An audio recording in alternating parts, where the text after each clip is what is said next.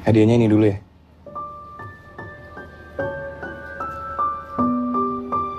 Gue tahu lo pasti nggak pengen ingat lagi momen ini. Maaf ya, gue harus. Karena aku juga ini baru film pertama, jadi secara secara untuk sinematografi kayak memperhitungkan harus berapa shot ya satu scene ini, itu aku banyak consult sama Ernest. Dan ketika kami reading, kami merasa scene ini tidak bisa dipecah. Ketika scene ini dipecah menjadi beberapa shot, mungkin mereka bisa melakukan itu, tapi mereka akan berpikir, oke, habis ini gue ada cover gue nih, gitu. Abis lebar akan ada cover gue. Jadi kayak ada mereka jadi kepikiran gitu. Kalau menurutku, ketika di sini semuanya berjalan dengan organik. Muka dia nggak kelihatan, mukanya Julian sama Bimo setengah hitam. Itu tahu gitu ya.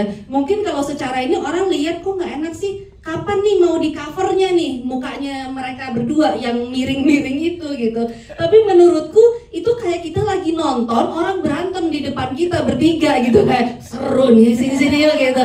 Nonton orang bertiga yang which is tidak sempurna, tidak perfect. Kita nggak bisa lihat angle-angle yang sangat in your face gitu ya, di depan muka kita gitu. Cuman itu yang menarik dan aku percaya banget mereka bertiga dengan reading yang cukup intens, dan kita beberapa kali harus latihan. Di Jakarta kita latihan adegannya, karena itu sebenarnya yang kita ambil tuh adegannya cukup panjang, karena itu di break secara editing, tapi sebenarnya itu adegan di Namsan itu panjang.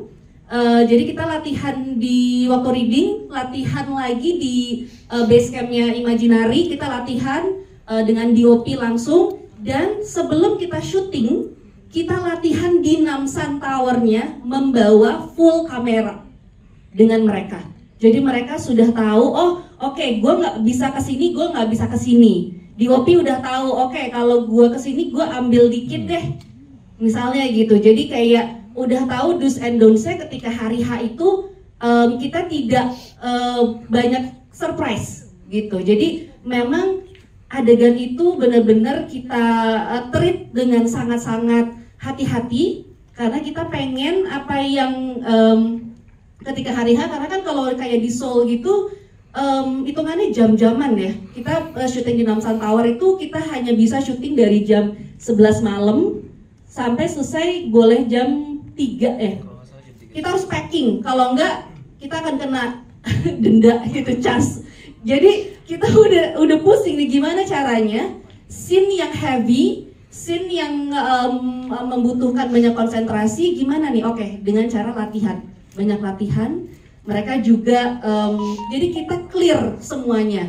Julian apa yang ada dalam pikirannya Julian, Bimo apa yang ada dalam pikiran Bimo, Dea apa ada, karena Ute sempat bertanya, lu mau gue kaget terus marah atau lu mau gue kayak bingung gitu kan? Kalau kelihatan mukanya Ute kayak komikal. Nah itu jadi udah kita bahas dari awal, sehingga ketika shoot semua udah tahu perannya masing-masing, depth-nya udah dapat semuanya, dari kru juga udah bisa ngerti gitu, oh oke gitu, do's and don'ts-nya apa. Jadi memang pengennya kenapa tidak dibagi banyak shot, kenapa dipanteng, salah satunya adalah karena kita pengen ngeliat kayak ada konflik itu di depan kita yang terjadi, yang nongkrong gitu liatin gitu sambil pengen tahu ada apa sih gitu. Mulai dari sini. Apa kabar dari Rinta? 5 menit yang lalu sih baik. Gue gak nyangka kalau malam itu jadi terakhir kali gue ketemu sama lo, Dek. Kayaknya harus cewek gitu, biar dapat feel-nya dari segi dialog, dari segi pengadeganan. Itu hanya mungkin terjadi kalau sutradaranya, apalagi penulisnya juga dia sendiri itu perempuan. Jadi rasanya ketika kita dalam proses editing, aku sama Dipa ya gitu, banyak terjadi perdebatan kayak ini harus begini, ya harus begini. Pokoknya kalau drakor itu begitu gitu, dilihat dari sudut pandang cewek tentunya ya, gitu. Jadi kita mencoba untuk mengikuti seperti biasa Imaginary coba untuk percaya pada kreatornya. Kalau kita udah greenlit projectnya berarti kita percaya penuh sama kreatornya, ya udah kita follow aja apa yang visinya Meira untuk film ini ya kita ikutin gitu. Oke, karena cewek baperan ya, jadi cocok nih bikin karya-karya yang bikin kita nonton baper gitu. Nah ini aku juga dapat spill nih, katanya tuh Imaginary tuh selalu ngasih ruang berkarya nih untuk kreator baru yang mungkin kurang dapat kesempatan katanya di PH yang lain. Ini tuh bener nggak sih spillannya? Kurang dapat kesempatan di PH yang lain. Siapa yang nulis skrip itu pintar itu? Memancing konflik. Spill kayak gini. Memancing konflik sekali ya. Tapi memang. Ya memang tadi sudah saya tawarkan ke 15 PH, gak ada yang mau. Oke. Kayaknya ke suami sendiri ya. Gitu. Iya kebetulan tadi juga mungkin teman-teman lihat sebelum film ini dimulai ada teaser film kita berikutnya juga dari sutradara debutan juga. Sebenarnya sih nggak mematok ya, artinya kita juga sempat jatuh cinta seperti film Dia Lawrence juga bukan film pertama. Arif tidak mematok bahwa film Imaginary harus dari sutradara baru, tidak. Tapi kebetulan sejauh ini mungkin karena mereka baru, mereka punya keluguan dan semangat untuk menciptakan sesuatu yang belum pernah ada rasa dimana pengen menghadirkan sesuatu yang berbeda. Mungkin semangat itu lebih menggebu-gebu di dalam diri seorang kreator yang baru sehingga cocok sama sama DNA kita lah yang memang selalu mencari sesuatu yang memang otentik, yang unik dan fresh. Jadi ya sampai saat ini didominasi oleh sutradara baru gitu. Oke. Aku mau pindah lagi, aku nggak bisa. Kalau kamu nggak mau ya nggak apa-apa. Live your life. Demi ngelindungin nyokap, gue bertahan. 아 근데 왜 이렇게 말랐어? 밥은 제때 먹고 다니니? Komen. Iya, jadinya kan kalau misalnya pernah kan berarti jadinya mungkin lebih mudahkah untuk pada saat berakting? Oh iya. Sebenarnya itu udah pasti pernah kalau Buyan komen gitu. Cuman untuk membantu ke actingnya juga ya mungkin bisa jadi kali ya karena dulu sempat familiar gitu. Tapi nggak masalah, aku tidak pernah sakit hati. Keren. Ya udah lewat sih fase-fase dia sensi sama komen tuh udah lewat ya. Sekarang udah tebel kulitnya. Tebel ya udah nggak apa-apa. Berarti waktu itu mungkin ada support system ya, karena kan sebenarnya di film ini nyeritain tentang persahabatan. Betul. Menurut Anya sendiri seberapa penting sih adanya support system dari sahabat-sahabat? Nah jujur kalau aku sebagai Anya, jadi kan kalau Tara ini kan juga support system yang paling besar tuh bisa dibilang dari Dea sama Kikan kan, dari sahabat-sahabatnya gitu. Kalau aku pribadi juga aku selalu menemukan support system dan selalu nyerap energi-energi yang baik tuh selalu juga dari teman-teman aku. Jadi kayak kalau misalnya kadang mungkin lagi capek kerja atau lagi sedih karena apa, terus kalau ketemu temen yang energinya positif tuh aku langsung kayak nge-charge gitu.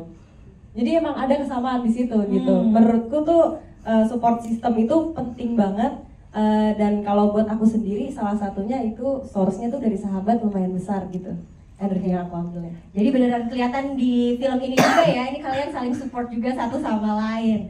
Nah, Dea juga kita lihat di filmnya, di perannya Dea ini banyak ini ya, ada rasa kurang pede setelah memiliki anak gitu ya. 3 lagi ya anaknya, kita pas nonton kayak 3 anaknya banyak banget, berbuat terus ya. Lagi pandemi ya. Nah, kalau menurut kamu apakah ini penggambaran karakter ibu di Indonesia apa gimana nih? Waduh susah ya. Kenapa tambah dia disuruh review hidup ibu-ibu aku takut. Karena harus dijadikan peran kamu gitu. Maaf ya. Gini, aku tuh pada saat melihat struggle-nya Kikan di dunianya Kikan tuh aku merasa kayak gila ya ternyata susah ya menjadi seorang istri, berusaha menjadi ibu yang baik dan juga berusaha bisa waras menjadi dirinya sendiri gitu. Tapi aku tuh cukup familiar memang di luar sana ada teman-temanku yang memang usianya sudah seperti aku dan udah punya anak gitu. Mereka selalu bilang bahwa Dek jadi ibu tuh sulit loh, gak gampang, capek kata dia gitu. Cuman kadang-kadang aku tuh gak relate banget karena memang aku belum pernah punya anak gitu. Aku nggak tahu gimana caranya aku ingin ada bersama temanku untuk ngerasain capek yang sama gitu.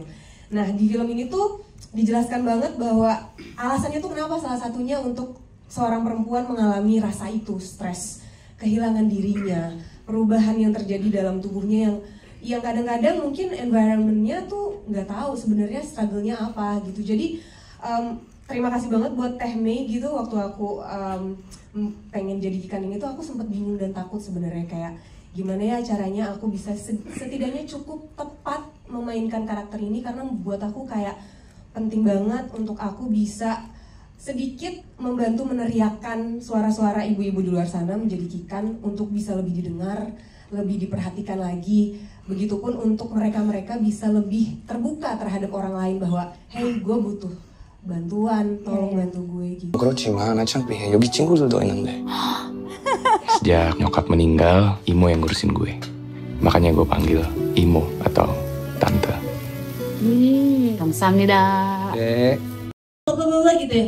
Oh, oke. Gitu. Oke, gak apa-apa tapi. Ini black campaign ya. Ya. Rasanya tulisannya jahat Karena kan banget. dia kan nggak relate, tapi aku tahu ketika kayak aku ngomongin produksi, aku ngomongin skenario, dia juga yang kayak, oh ternyata bisa kayak gitu juga gitu. Jadi memang dari nonton, jadi kalau nonton itu, misalnya anak-anak suka nonton gitu ya, itu it's not something like entirely bad gitu. Karena sebenarnya dari nonton itu kita bisa mengembangkan imajinasi kita lagi gitu. Dan memang ya caranya ya dengan mengcombine lah gitu apa yang ada di drakor dengan kearifan lokal gitu. Jadi trial and error juga pastinya gitu. Ada beberapa yang memang udah di script, ketika dibaca oleh produser ya kayak ini kayaknya jangan kayak gini deh, dipertanyakan juga. Kayak tadi kan ada bagian yang tiba-tiba black tuh, black out gitu kan, yang setelah UT ditarik-tarik,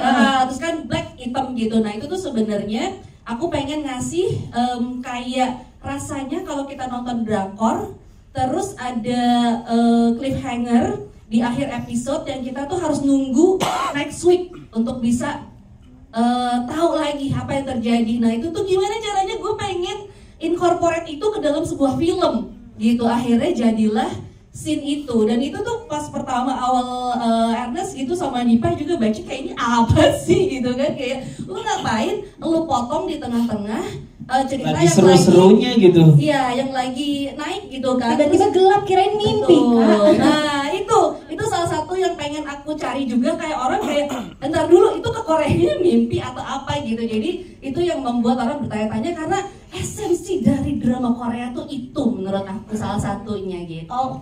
Surprise. Nggak, kenapa harus hari yang sama lamarannya Imo? Imo itu pacar kamu. Kok dia nggak pernah mention apa-apa ke gue ya soal Julian? Kakak di ghosting. Waktu lo tiba-tiba pergi.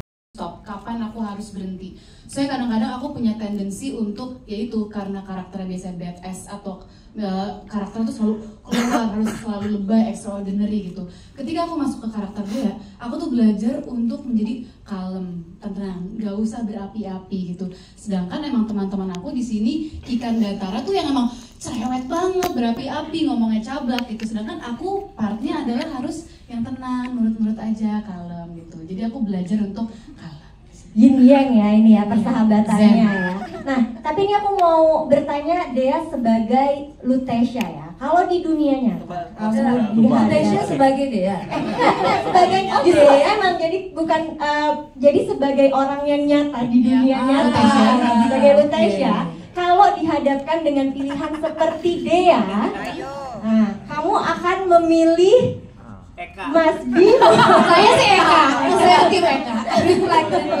Bener-bener. Mas Bimo atau Opa Julian nih? Kalau di awal film sih saya Opa Bimo. Opa Bimo. Oke. Soalnya ya terus terang bener-bener ya lurus-lurus aja, mapan, sudah matang, sudah terlihat lah visioner gitu. Cebol ya, anak orang kaya ya kan. Apa kemarin pesona pria overcook ya? Ya, betul. Betul. Tapi kalau di akhir film kayaknya saya milih diri sendiri. Wow.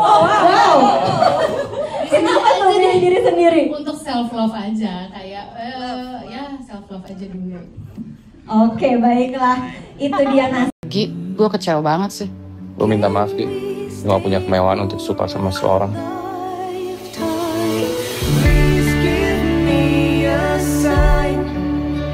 Semesta sedang Pertama aku mau bilang terima kasih dulu buat teman-teman yang udah nonton, udah luangin waktu di sini.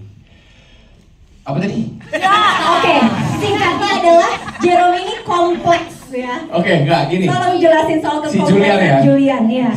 Si Julian ini dia tuh kenapa dia kabur karena itu masalah dia tuh berat banget.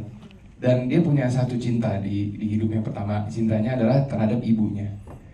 Jadi kemanapun ibunya pergi, dia ikut. Karena dia merasa dia harus selalu menjaga ibunya. Ini interpretasi Jerome ya? Benar kok, benar. Oh, oke. Jadi mau ibunya ke Afrika, mau ibunya ke manapun dia ikutin. Kebetulan ini ke Korea, jadi dia ikutin.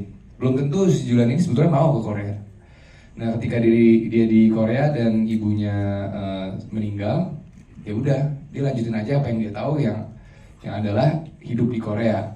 Udah hidupnya monoton, jalan terus aja begitu. Tiba-tiba dia udah lupa gimana sih rasanya mencintai seseorang. Rasa itu tuh udah lupa dan tiba-tiba alam semesta mengasih satu jalan lagi ketika dia ketemu sama dia. Gitu. Wow. Ya lupa lah 4 tahun ya guys. Lama ya. Oke, nah tadi kalau misalnya kita nonton di filmnya, Julian ini juga jago ngomong bahasa Korea ya. Itu belajarkah atau memang kalau sekarang kita suruh ngomong lagi gimana? Bisa nggak? Bisa. Siti Iso ya, oke. Nggak, itu bukan kayak belajar di tempat atau segalanya cepat. Tapi kita juga diberi waktu dan ruang yang sangat cukup. Dan juga ada coach bahasa Korea. Jadi kita fokus ke adegan-adegan yang diperlukan Julian untuk berbicara bahasa Korea.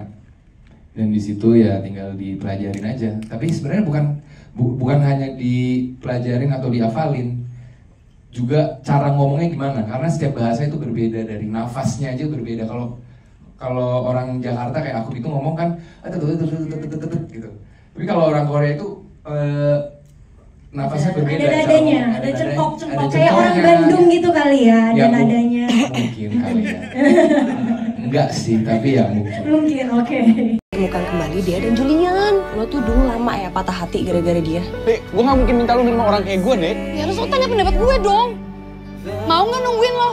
Mau nggak nerima kelakuan kayak gitu?